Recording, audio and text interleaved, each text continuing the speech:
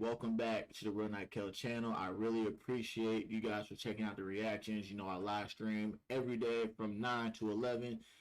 Catch the streams because, I be genuine with my reactions and I do it. You never know which Nykel you're going to get.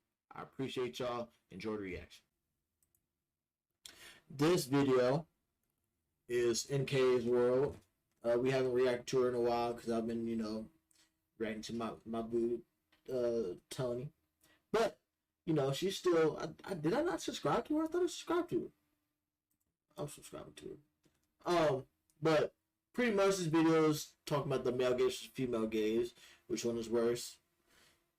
Pretty much this is just talking about what we look at for, a female, how guys, for a female, we look at their aesthetic, like their body and how their face and how they look and stuff like that. Females, you know what? Let me shut up. I really don't. I'm just gonna talk as the video is going. I ain't gonna care. I'm so up. This man would not leave me alone. And at first he was just annoying, but after a while I was kind of getting scared because I was in heels. I can barely walk in heels, let alone run. So I was like, how the hell am I gonna get away from this man? He was like, "Hey miss, how are you today?" "I'm good, thank you." Then I just kept on walking. The next second he says, "You look so good today." and I was like, "Oh, you're so sweet, thank you." And I kept walking. Then his whole demeanor changed. That friendly tone that he once had and that smile completely wiped off his face. And I could tell. So he goes on to say, "So you're not gonna give me your number? Why are you ignoring me? Why are you trying to act so Hollywood?"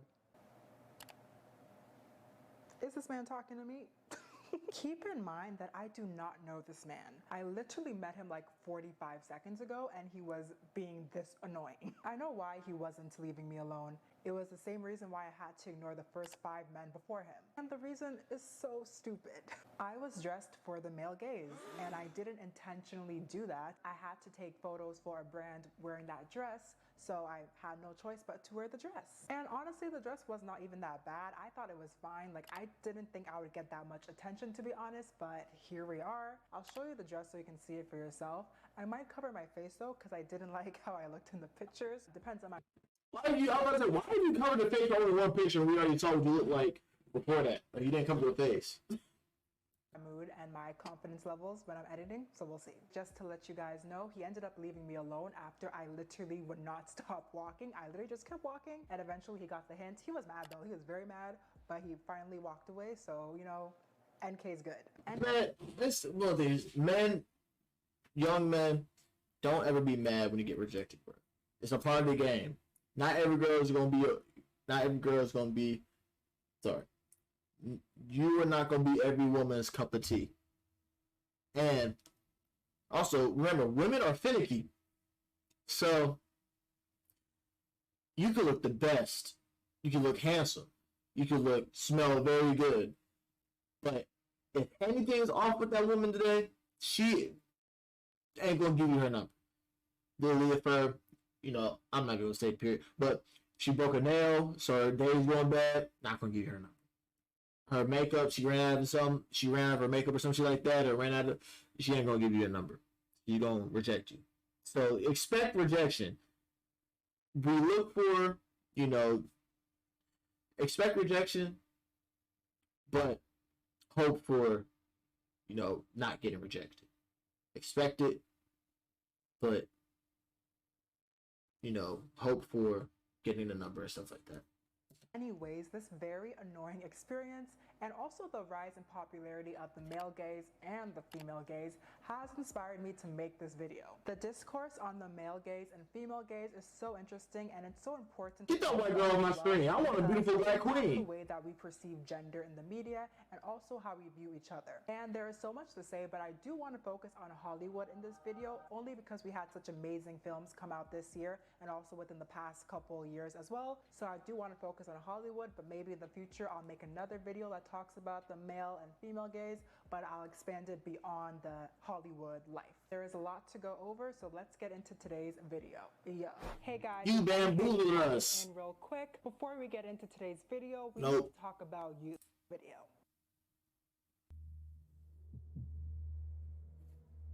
You already know what I'm about to say. You already know I'm about to fuck them kids.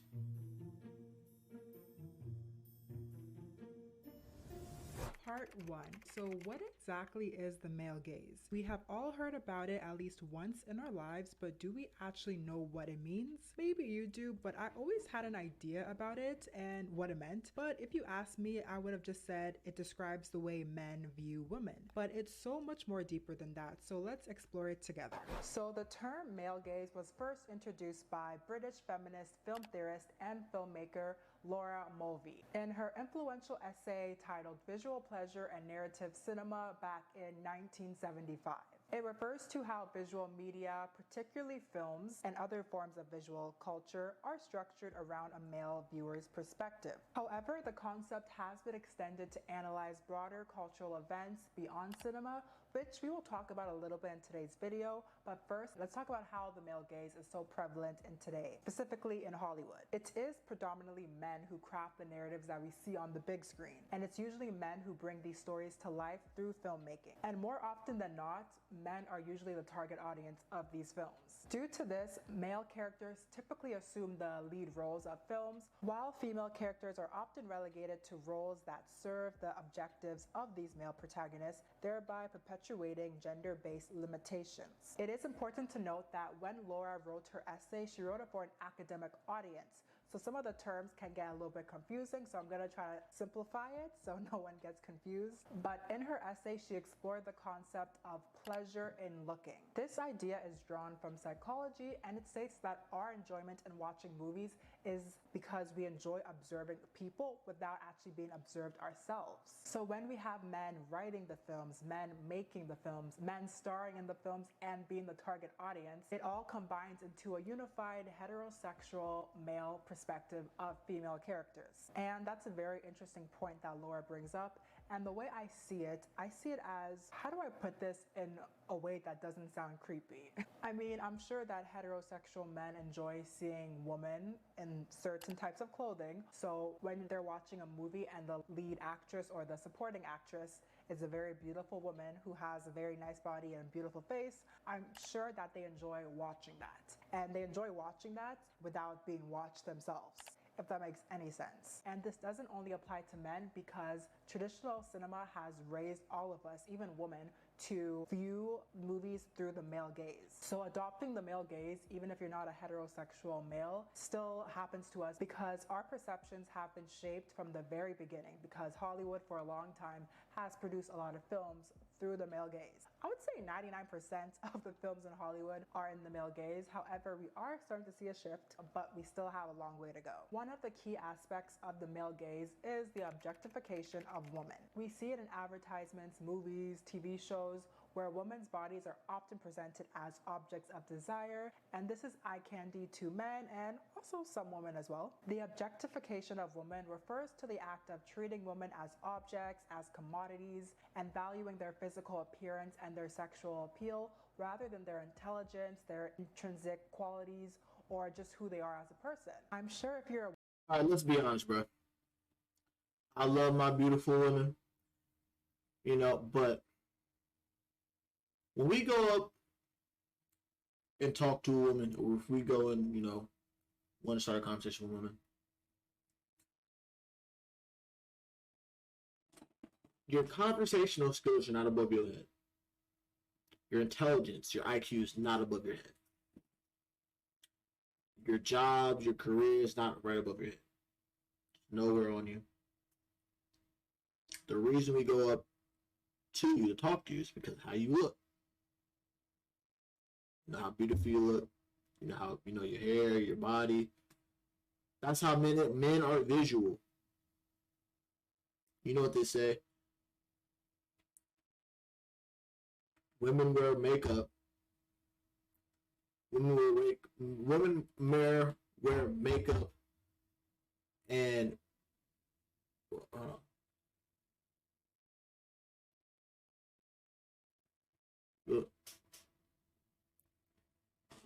men tell lies because they're visual, and women wear makeup because they're.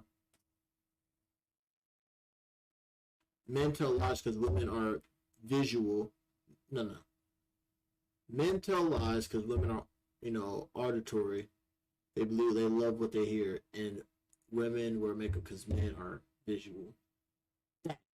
That's what I've been trying to say. So yeah, no, what she said was, woman, you have at least once in your life felt objectified by a man. And honestly, probably more than once. Like, if we're really being honest, you have definitely felt that more than once. But you know, I mean, there's might be some girls out there who have only experienced it once, so you are very lucky if that is your situation. And what's the problem being objectified? I would love to be objectified.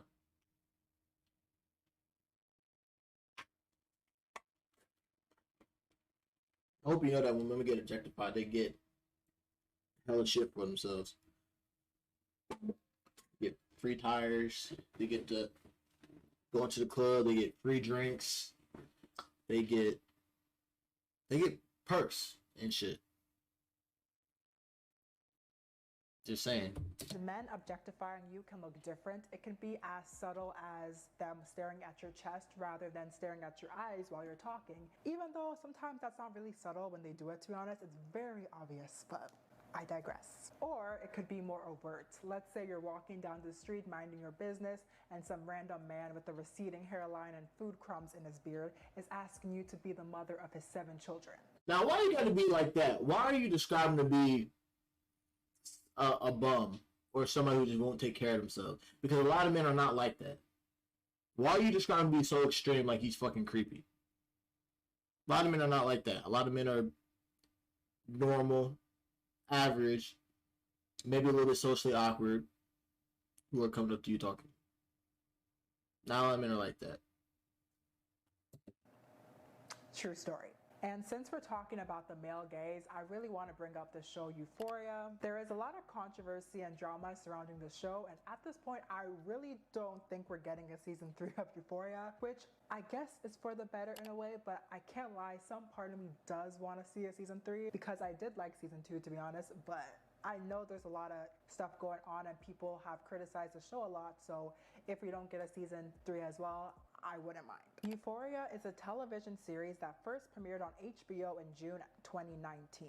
It was created and written by Sam Levinson. The show explores the lives of a group of high school students as they navigate the complexities of adolescence, identity, relationships, and societal pressures. The series is known for its raw and intense portrayal of the challenges faced by these teenagers, as well as its stylistic and visually striking cinematography. Anyways, one of the main characters on the show is Cassie, and she is played by Sydney Sweeney. Her character is portrayed as conventionally attractive, and her looks contribute to her popularity in the social scene at school. However, this popularity comes with its own set of challenges for her. If you have already watched the series, it should come at no shock when I say Cassie is one of the most, or I think no, she is the most sexualized character on the show. This has been a point of criticism for a lot of people. They have criticized Sam Levinson for over-sexualizing her character, especially since her character is a teenager. The show has also been called out for adhering to the male gaze. I did find Cassie's character.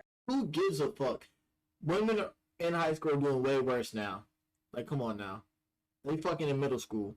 Let's be completely honest. And I highly doubt. What the fuck's her name? Sydney Sweeney. If she really had a problem with it, she wouldn't be doing it. So I don't think she has a problem with it. She's even said that she don't have a problem with it. I think she's talked to her parents about it, and she's like, "Yeah, I'm doing this. Don't watch the movie, or you miss the parts." But she don't say she cares. She's making good money with it. But I do have to agree with the over-sexualization at some point, because sometimes I was even questioning myself. I was like, did we really have to see her Tia Tamaras that often? Can you still get your point across without making her go completely shirtless? I found myself asking those questions, and I feel like we should start asking those questions when we start to see certain shows or movies depict women in a certain light. The actor that plays Cassie, Sydney Sweeney, even told The Independent back in 2022, she said, "There are moments where Cassie was supposed to be shirtless." And I would tell Sam, I don't really think that's necessary here. He was like, okay, we don't need it. However, she did make it clear that she was never uncomfortable when filming intimate scenes on the show. But her comment does raise an important point on the over-sexualization of women and also the male gaze. But here's the thing, though. Did you not just hear what she said? What you read?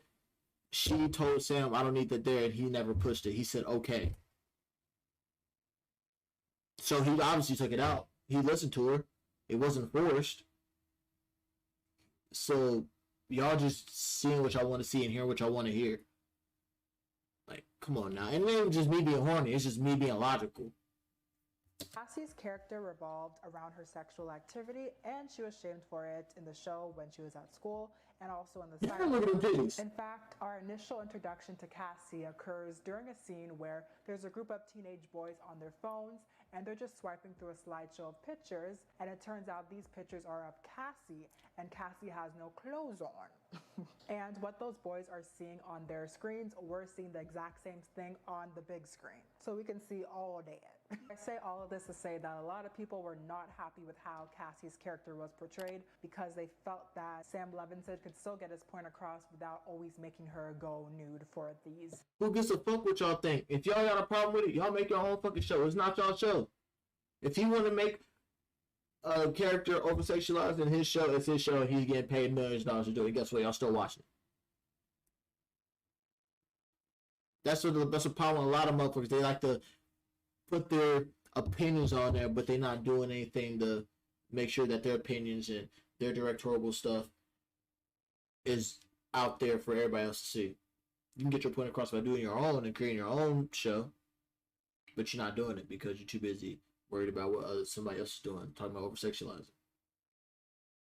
Just saying. Shoots. However, Cassie's character serves as a vivid representation of the male gaze prevalent in film and media. Despite the depth and complexity of her character with numerous layers that contribute to who she is, the predominant focus often centers on her physical appearance rather than the intricacies of her storyline. This tendency to prioritize the physical over the narrative not only diminishes the nuanced portrayal of Cassie as a character, but also reflects a broader societal trend where the emphasis on appearance tends to overshadow the substance and the depth of female characters in the portrayal of women in media. Cassie's character, despite its richness, becomes emblematic of the challenges women face in escaping the confines of objectification and having their stories given the prominence that they deserve. I really hope all of that made sense, and it should make sense because I feel like I explained it good, but really the main points of the male gaze theory in the media is that women are often objectified and reduced to their physical appearance with a specific emphasis on certain body parts. Yeah, that's how it is in life. Women are, I wouldn't even say reduced. I mean, women are, throughout time, women have been judged by males by their body and their looks and stuff like that. Males, they've been judged by what they create, how strong they are, and how much they can produce, and the money they make. That's just how it is. Stop trying to victimize it. The male gaze theory reinforces power imbalance with the viewer most likely being a man, positioned as the one in control, actively looking, while the woman is the passive subject and she is being looked at. And female characters... Hey, you know what's crazy, bro? Because I've watched Euphoria, and I like Euphoria. But I didn't watch that show. I didn't watch that shit for all the sex scenes. I mean, it was cool, but I didn't watch it for the sex scenes. I watched it because I genuinely was interested in the show. A lot of people saying it's a pretty good show, and I was like, fuck it, I'll watch it. And I had HBO Max. I was like, Zendaya's in here. What's this about? And it was good. I was like, fuck it, I'll watch it. I enjoyed the acting. I thought the script and the monologues and everything, I thought it was really, really good. It was very powerful. But I guess I'm gonna lie. I didn't care about the sex scenes, honestly. Did they get hard? Yeah. But I'm a man, so of course. But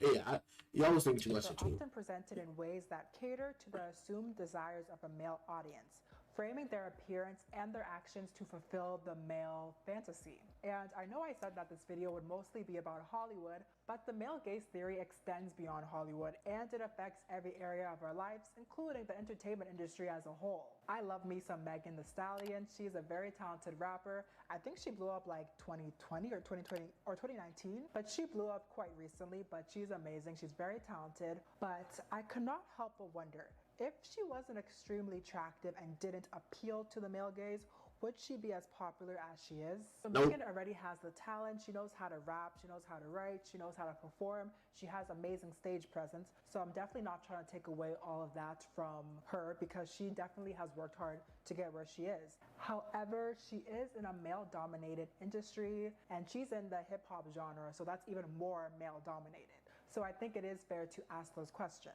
This doesn't only apply to Megan because there are a lot of women who are in the same situation as her. We see a lot of female artists who aren't afraid to wear some risque outfits being pushed to the forefront, especially in rap. If you listen to rap or know about rap, can you think of any extremely successful female rapper who is currently relevant today who is modest? And I just want to make it really clear that this is not shade to any of these women who choose to show more skin because I'm going to still listen to the music. I'm still a fan of them. I'm going to go to the concerts. I'm going to have fun. So there's no shade to that. And guess what? While you at their concerts having fun, you most likely gonna be twerking, doing like sexual dances and shit like that. Is that over sexualizing yourself, or no? You just having fun with your girls. You're choosing what's over sexualizing women and what's not. You can't pick and choose. Either you being over sexualizing or not.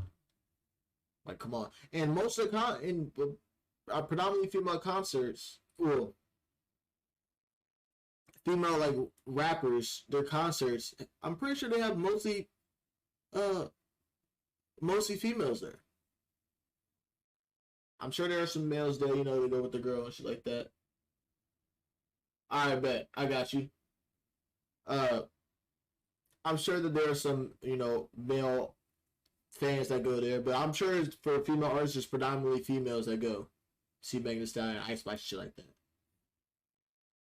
And like female rappers, they're not really okay. All right, bet I got you. um, and female rappers, people don't really compare female rappers and male rappers together. It's like the NBA and WNBA. So I think you kind of conflating the two because people don't really compare that. Let's be honest. But I think it's very interesting and just very telling how in female rap, if women want to succeed, they have to look a certain way. And it's just really annoying because if you look at male rap, they don't have to do that. They don't have to be showing their abs. They don't have to show their body to sell records. And it's really annoying. Tierra Whack is a... Well, bro. Yeah, Jalen, answer me this. Do you like female rappers because of what they wear or because of what they say? Like their bars and shit like that. Because she's saying that female rappers are over sexualized, so that's why she's getting a male appearance. I'm just saying that may be a part of the truth, but it's not the whole truth. There's different shit that goes on, and also, if they want to do that, it's their choice. And male rappers, they talk about fucking doing drugs. Yeah, exactly, both. It's not just one. But male rappers, yeah, they don't have to wear that, but they talk about killing motherfuckers. They have a whole variety of shit that they talk about. Like, for real. Females, popping their pussy, kind of a drug dealer man or a scamming man, fucking nigga, get a bag. Like, fuck niggas, like, they got, like, I'd say, like, 5 things they'll talk about. Yeah. A great example in my of a opinion. talented female rapper who isn't as popular as Megan Thee Stallion, Ice Spice, or Sexy Red. And there may be many reasons to why she's not as popular, but I definitely believe it's because of the way she presents herself. When she's performing, you're not going to see her booty cheeks. She's going to be covered up. She's not going to be shaking her booty, and that's just that. And that simply doesn't appeal to the male gaze, unfortunately. And to me, it's just not fair. I really feel like there should be more variety in female rap because, yes, I'm all for the women who want to shake their booties and just have fun. I'm here for that, but I feel like it just needs to be more balanced. Like if I'm in the mood to be a baddie, I can listen to Ice Spice, Megan Thee Stallion and have fun, but sometimes I'm not always in the mood for that. I just want to listen to something, or I want to listen to something that maybe challenges the way I think or makes me see a different perspective. I would love to listen to that sometimes. Then listen to it.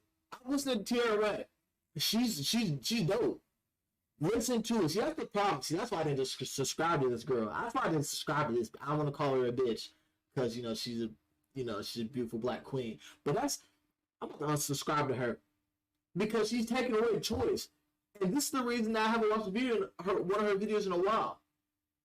She's saying that, essentially, she's saying that people only listen to Ice Spice and shit like that because of the over sexualization of females, of females in the rap category, and pretty much that's being pushed. So that's why you don't really see other females who are not over sexualizing themselves as hype, which is not true, bro.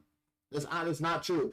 And what I was about to say was, if you want to listen to women that aren't over sexualizing themselves, go find them. You can find several different women who are rappers who don't over sexualize themselves. Pretty sure Eve, she don't over sexualize herself. Missy Elliott, she don't over sexualize herself. Tierra Whack, she said that already, but I don't listen to too many female rappers. Alicia, was it? No, not Alicia. Anissa, I forgot. Jay don't know who I'm talking about. I think it's Anicia. Anicia, she don't really over sexualize herself. Caribou, don't over sexualize herself. She does some wild shit on Twitter. I ain't no cat, but she don't really over sexualize herself. Like, there's so many different female artists that, yeah, so many female artists that don't over sexualize themselves. They talk about different shit, but you're choosing to listen to the ones who over sexualize themselves and thinking that those are the ones you can listen to, which is not true. That's definitely not true. You just got to do the work and go find them, which is not hard. On God, she be fighting. Rico Nasty, she don't be over sexualizing herself. I know you do, Taylor. I know you love crazy. Yeah, you just y'all just not doing the work.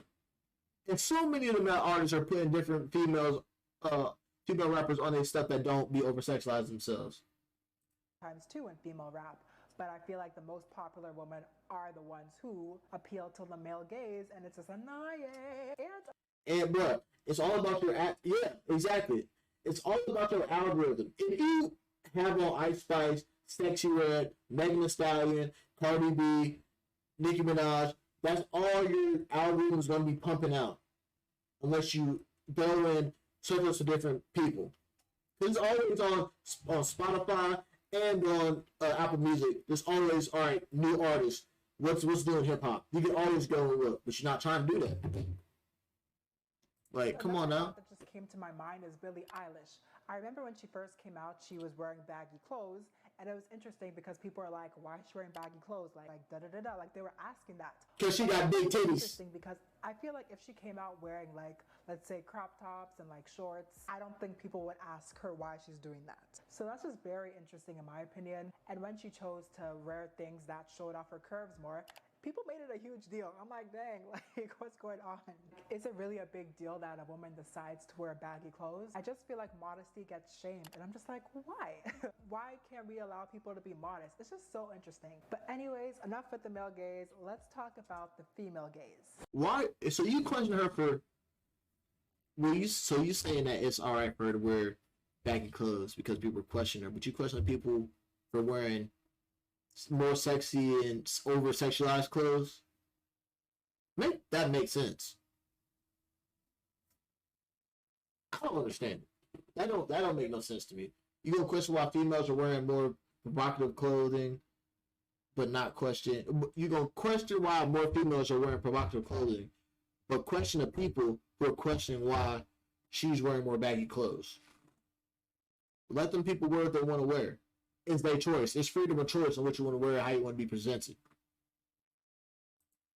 Part 2. So what exactly is the female gaze? While the concept of the male gaze suggests the existence of a female gaze, Laura Movie never actually get them white bitches off the screen. Of women remains get them white hoes off the screen. There's one black woman. Prompting feminist scholars keep that white bitch on the screen to critique the lack of attention given to the female perspective in her examination of the movie's audience. In response to these critiques, Laura later published an essay titled Afterthoughts on Visual Pleasure and Narrative Cinema. And in this piece, she maintained her stance on her earlier publication but she did express a desire to explore the role of women in the audience and their sensuality in a film. Nonetheless, her work did not provide a clear definition of the female gaze, leaving critics seeking a more comprehensive understanding. So let's talk about that today. On God, Robbie. The female gaze, we must understand the historical context. For decades, as I mentioned earlier, media narratives were primarily shaped through a male-centric lens.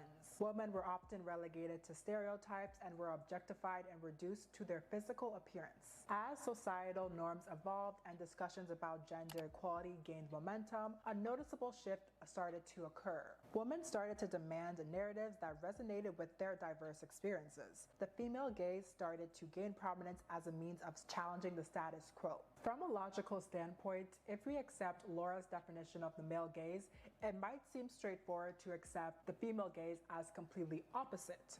Right? So if the male gaze objectifies women, then the female gaze objectifies men. Numerous scholars have asserted that they have identified the definition of the female gaze. However, a lot of these definitions contradict from one another or selectively draw bits and pieces from various sources. I found some definitions overly specific, struggling to encompass the gaze of an entire group, or failing to apply diverse sources. On the other hand, some definitions were just too broad, and it was hard to find a real distinction between the male gaze and the female gaze. The notion of a single female gaze oversimplifies the experiences and perspectives of women, because we have all lived different lives, we all come from different backgrounds, so we are going to have different experiences. And we're going to be able to relate to certain things and not so much other things. Since there are lots of definitions on the female gaze, I'm going to keep it simple and use a... And you know what's crazy, bro? How, with the male gaze, how simple it was. We like attractive females. We like females that are beautiful, who are physically fit. That's it. How plain and simple we are. And then for the female gaze, it's so many different variant factors and variant definitions, and some that is very specific and some that's generalized, and something over here is all about different experiences and everything. Like, why you overcomplicating it? But that's for women. Women overcomplicate everything. They don't know what they want. They really don't know what they want, which is fucking crazy. Definition that most people seem to agree with. However, I could possibly do a video on the female gaze as a whole and just focus on all the different definitions and see which one we would like to use moving forward. At its core, the female gaze seeks to empower women.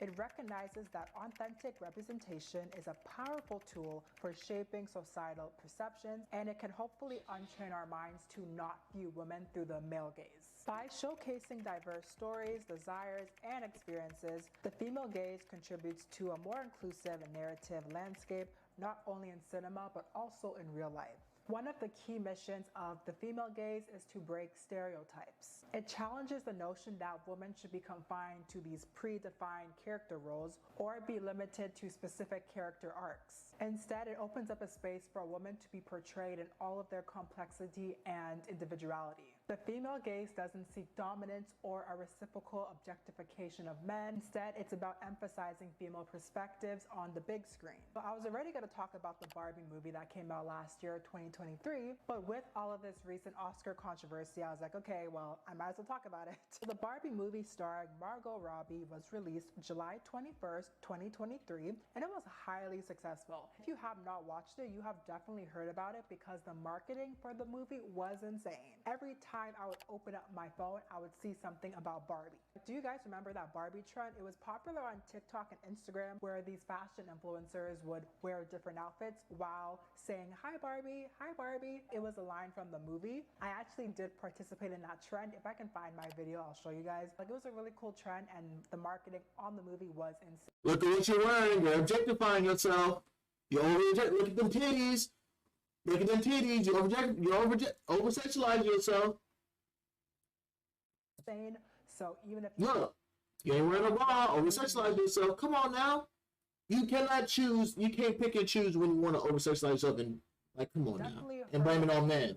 Anyways, the Barbie movie has had a significant impact on pop culture and has grossed over $1 billion, I believe. I think it has 1.4 billion to be exact. Right. The film's basic plot revolves around Barbie, who is played by Margot Robbie, experiencing an existential crisis, prompting her journey to the human world for self-discovery. And Ryan Gosling, who plays Ken and Barbie's kind of boyfriend, joins her for her adventure. The movie cleverly addresses Barbie's unrealistic physical proportions and acknowledges the impact on young girls while celebrating her role as a feminist icon. I did talk about this a little in my New Year, New Race video. You should check it out if you have not watched it. But I talked about how I really liked Barbie, and Barbie was a huge part of my childhood. And when I was gifted a Barbie doll, I didn't want that particular Barbie doll because it was a black doll. It wasn't the actual Barbie, like the Barbie with the blonde hair, blue eyes, beautiful body and everything. It wasn't her, so I didn't want the doll, and I actually got it exchanged. But I don't want to get off topic, so I'm not going to get into that story.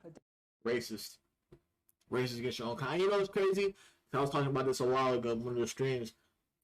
They did an actual study about this for little girls with the difference between a black Barbie and a white Barbie.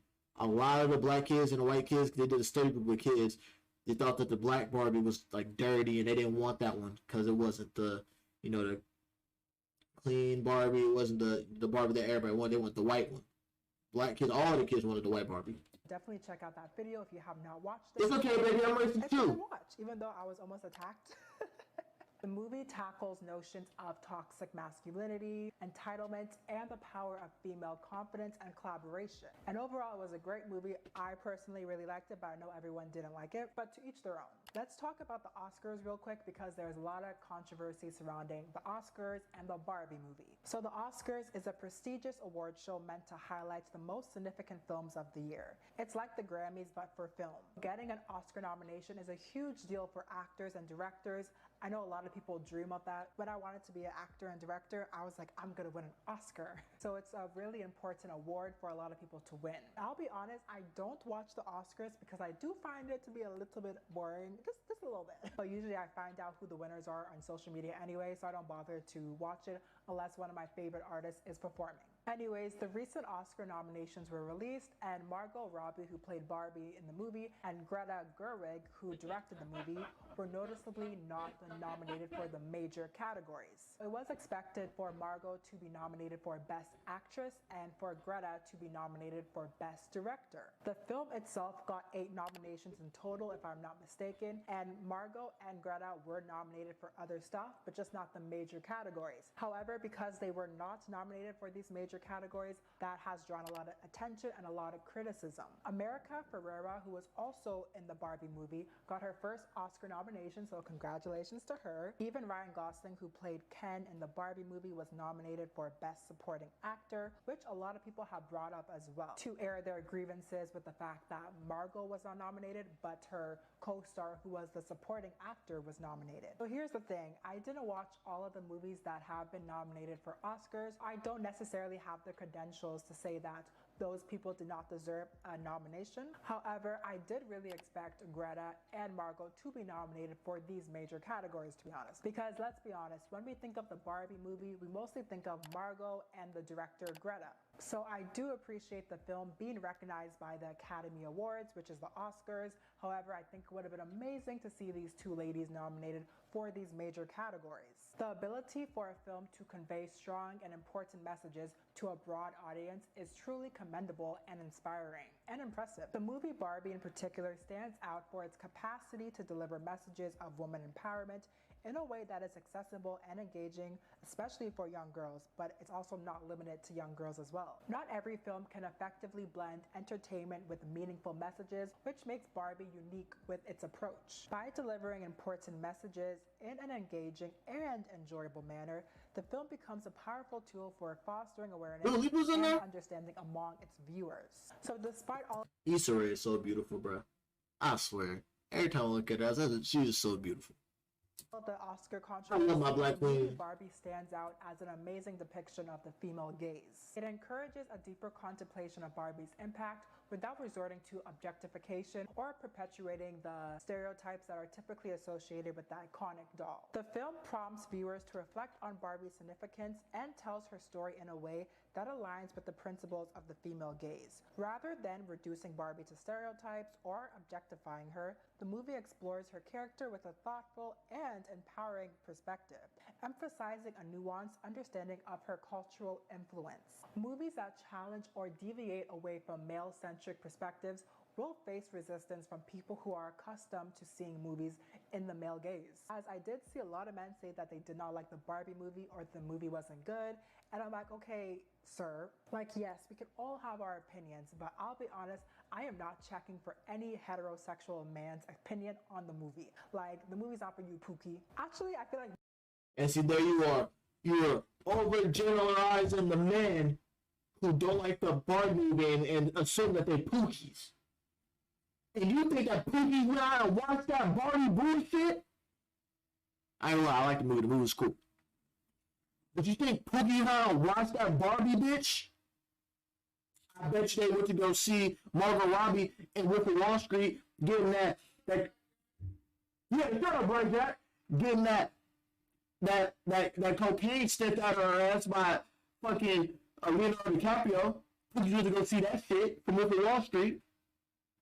Barbie ain't got no butt crack, so how she gonna get cocaine sniffed out of her ass? I bet you if she would have got cocaine sniffed out of her ass in the Barbie movie, she probably would have got that Oscar.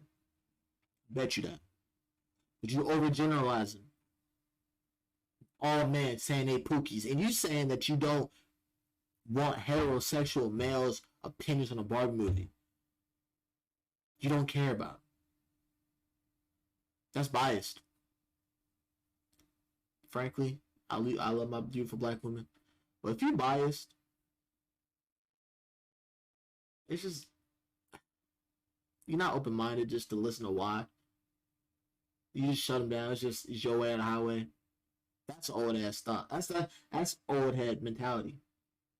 Men should see the movie, but they're going to be annoying about it anyways. Obviously, not all men, but like a lot of them have just been saying, yeah, the movie's not that good, blah, blah, blah, blah. I'm like, yeah, well, it's because you're annoying, that's why. No, and you just like the movie because you see female empowerment. The men can say that shit too. You like the movie because you see females in a role that you don't normally see them in. So, people can have their opinions. I enjoyed the movie. I thought it was decently funny. It was cool. The intentional departure from traditional male-centric perspectives signals a cultural shift in filmmaking, where the focus is on offering a more inclusive... They can say, you just a feminist, that's why you like that movie, because it's a feminist movie. Literally, they can just say that. It was a Disney feminist movie. And genuine portrayal of women's experiences. By consciously challenging these stereotypes and adopting a female-centered approach, these films aim to provide depth and complexity with its storytelling, moving away from one-dimensional characters, which I hope to see more moving forward. Part 3. Hollywood sucks. Next. Maybe I am being a little dramatic, but I gotta be honest and speak my truth. It's so obvious that Hollywood knows... Don't be saying you a Gemini. See, you the reason Gemini's got a bad rep, bro. See, you the reason why I fight so hard for my Geminis, man. Don't be putting that shit out. For all my Geminis, I accept and I take all Geminis. What's up, dog? You in a snack? God.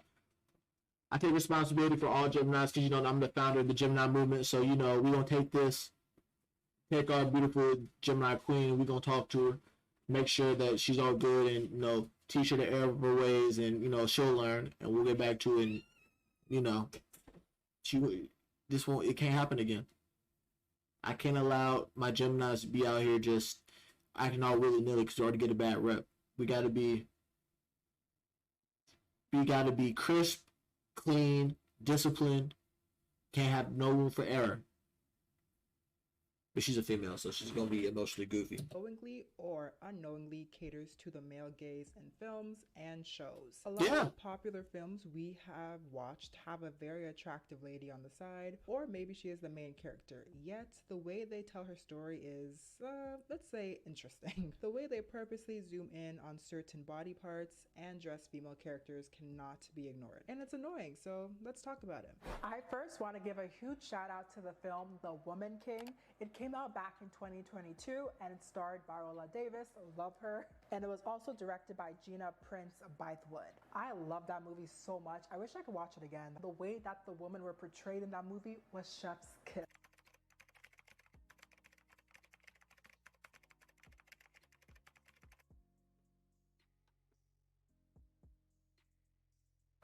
Okay, Fred, time to find our perfect apartment on Zillow. Don't worry, change will be good. I swear to God, these motherfucking, hey, bruh, the computers is listening to us. The computers is listening to us.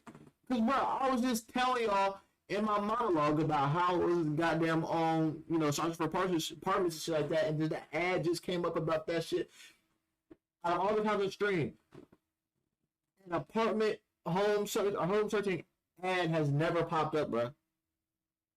Or like rarely popped up, bro. King is a powerful historical drama set in the 1820s. It follows the main character, General Nansika, played by the remarkable Viola Davis, as she trains a new generation of all-female Agoji warriors. The film weaves together training montages, emotional moments, and massive battle scenes, creating a compelling narrative that could have easily landed multiple nominations in the Oscars. But no, they actually got no Oscar nomination. So here's the thing when it comes to these award shows. So as I said before, I don't actually watch the Oscars. I don't really find it interesting. However, I know how much of a big deal it is to these actors and these directors to have their work acknowledged by the Academy. It's every actor's dream. So I would have loved to see this film get nominated because I know it would have meant a lot to Gina and also Viola. I just really loved the portrayal of the women. They were complex and they had so much dimensions and layers to them, and it's a perfect example of the female gaze. Honestly, it would have been iconic to have them nominated. I believe Gina would have been the first Black director to be nominated or the first Black female director to be nominated. I think though, I'm not sure. But they weren't nominated and the past is in the past, and Hollywood's gonna be Hollywood. Anyways, I feel like I'm bringing up Margot Robbie a lot in this video, but she has just acted in so many iconic films that adhere to the male gaze and the female gaze, and she is a really talented actor, so I can't help it, but I gotta talk about her. Whether it's the outfits or the interesting camera angles, or yeah, keep it like that. Parts, it's hard not to notice that Margot is a very beautiful woman who has an amazing body. In 2016, she played Harley Quinn in the film Suicide Squad, which was directed by a man, David Ayer to be specific, and her outfit consisted of skimpy shorts, torn clothing, accompanied by long childlike pigtails. Wow. So niggas just don't watch, niggas just don't listen to, she's frustrating me. Niggas just don't look at comics and watch the animated shows anymore, huh? Because Harley Quinn would wear that shit in the comics. She would. Come on now. See, niggas ain't really comic book fans. And I don't even read comic books. I just have seen them and stuff like that. I'm not even a nerd like that. But I get into it, bro. That's literally how she's dressed in the comics. Obviously not all the comics, but that's how she's dressed. That's, you know, in the animated shows and everything. Come on now. Y'all better stop it. Don't try to come at me with the comic shit, because you putting too much politics and shit into it, and I don't like it. This representation primarily catered to heterosexual men, shaping an image crafted by men for men. But let's fast forward to 2020, where she is still playing Harley Quinn in the movie Birds of Prey, and it's a sequel from the Suicide Squad. But this time it's directed by a woman, Kathy Yan to be exact. In this rendition, Harley Quinn maintains her recklessness, her seductiveness, her viciousness, and her fun, while not catering to the male audience. Her pigtails were shorter and complemented by bangs, which sheds the childlike appearance she had in Suicide Squad. She opts for high-waisted shorts, discarding the use of padded underwear, and most notably, she's not wearing that dog collar. So it's very interesting to see a man's perspective on how Harley Quinn should dress versus a woman's perspective on how Harley Quinn should dress. Also a film that could have done so much. What about Suicide Squad, the second one? She wasn't dressed that skimpy, so what you would say, and it was directed by James Gunn, who's a man. She's actually like, I think she was like in a dress or something like that, or maybe in pants. But she wasn't dressed like a hoe. You not gonna say anything about that? Or is it because he's directed by a man? Come on now, you can't pick and choose. You're not gonna use it. What you gonna use? And that was released back in 2019. The film sheds light on actual sexual assault cases involving the CEO of Fox News. However, it's important to note that the film is directed by Jay Roach, a white man, and as a result, it frames these events from a distinctively male-centric point of view. There is an infamous scene in the movie where the character Kayla, who was played by Margot Robbie, is asked to perform a twirl for the CEO during her interview. And during the scene, the director decides to strategically position the camera directly on Kayla's skirt. The camera is framed from the CEO's point of view, providing heterosexual male viewers a glimpse of what the CEO was convicted for desiring and creating a sense of secondhand discomfort for female viewers. I personally feel that this scene would have been more powerful if we saw only the CEO's face and we just saw him say, lift it higher, referring to her skirts. I feel like how would it have made it? How would it have made it more powerful? Just seeing a regular nigga's face, a regular horny nigga's face, person who's done this for a while.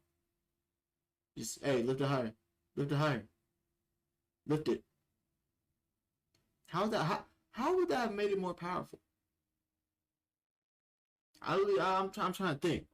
I didn't see the movie, so I don't know, but it would have been more powerful just to stay on his face and we see his expression change as she lifts her dress higher and higher. Or they could have showed Margot's face and showed her discomfort while also showing the CEO's face as well. Maybe I should become a director or something because, you know, I need to step into the movie scene clearly and tell these directors what to do. But anyways, it's not about bashing Hollywood, but it's about holding it accountable. We all love a good story, but when these stories compromise substance for questionable gaze, it's time to call it out. And it's not about sidelining the existing narratives, but expanding the horizon to welcome stories that truly reflect the diverse experiences of women. Is that too much to ask for? Is that too much to ask for?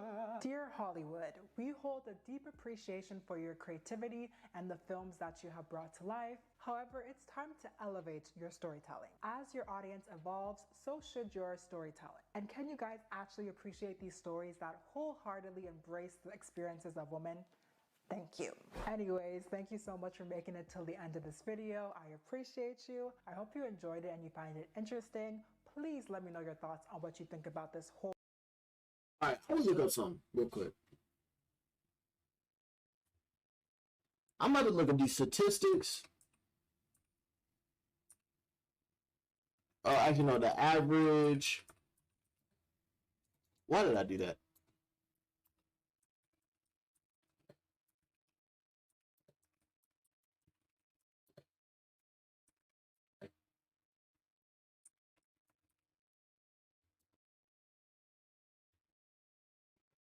Let's see. That's 2018. Let me see this. Okay. Now we about to look at the motherfucking average of, you know, popular movie genres for most adults as of December 2018. And I wish it was fucking updated. This is 2018. So, we're gonna expand this shit. Okay. Comedies. Okay. 91 female, 90 male. Drama. 89 female, 80 male. Adventure. 89 female, 90 male. Action. 86 female, 90 male. Romantic comedy. 80% female. 67 male. 84. Okay. Thriller mystery. Romance. Documentary. Okay. Live action. Okay. Music coolest. Sci-fi. So really, if you look at this shit, bro, essentially male and females are fucking neck and neck. So you can assume that majority of the times that, you know, people go and see movies is majority of females.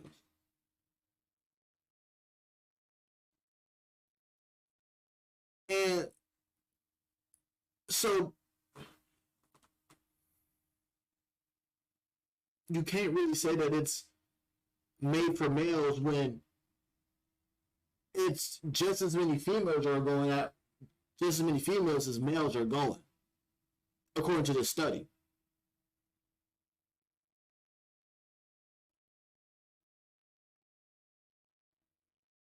And you can't say, yeah, it's male dominated, but apparently the females enjoy it. I don't know. I'm not a fucking mathematician. I'm just saying shit. I'm just a fucking streamer. I don't give a fuck. Who cares? I'm gonna subscribe to you, bitch.